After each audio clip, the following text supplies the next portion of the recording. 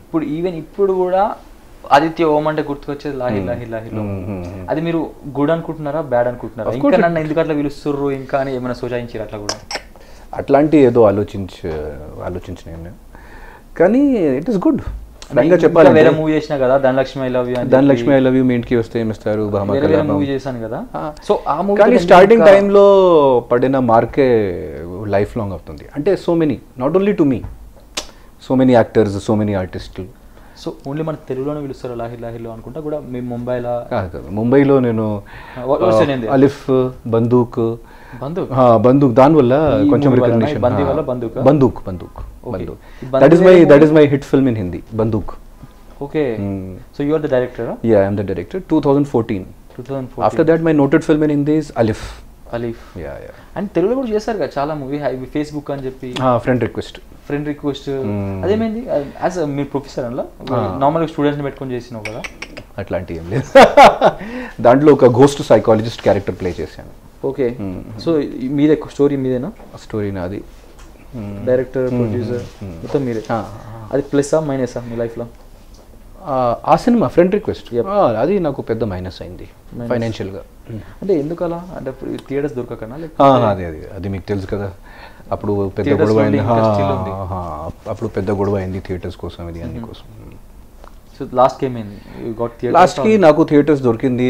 Cinema కూడా 50 days ఆడింది, కానీ సినిమాకి అంత రీచ్ అవ్వలేదు. స్టార్టింగ్ ఎన్ని థియేటర్స్ ఇచ్చారు మీకు ఫస్ట్? స్టార్టింగ్ టైంలో నాకు 4 or 5 theatres. కానీ నేను అది కొంచెం గొడవ చేసిన తర్వాత, నిరాహారం దీక్ష చేసిన తర్వాత నాకు 50-60 theatres వచ్చాయి. తర్వాత అప్పుడు దాని తర్వాత పికప్ కాలే మూవీ? పికప్ అయింది, కానీ స్టడీగా పికప్ అయింది. అంటే అంత ఏమి క్రేజీగా ఏమీ లేదు ఆ సినిమాకి. సో ఒక స్టడీగా 50 days సినిమా ఆడింది, కానీ అంత రెవెన్యూ రాలేదు.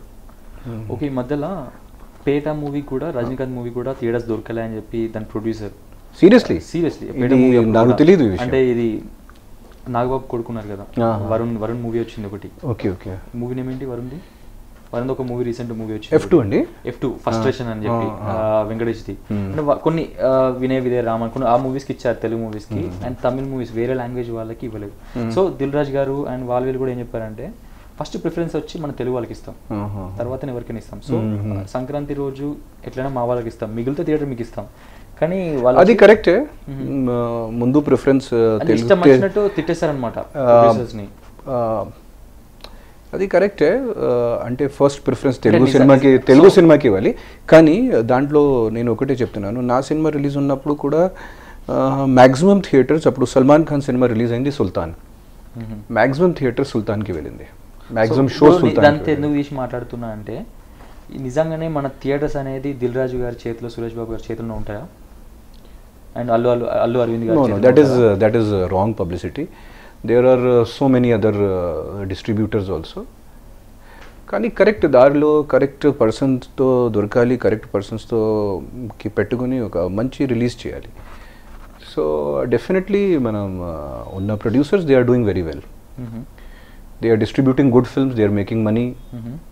సో కానీ చిన్న సినిమాలు అంటే low budget films, low budget quality films, most of the films they do not find good distributors. అది నిజమే. సో ఇంకా వేరే ప్రాబ్లం లేదంటారా?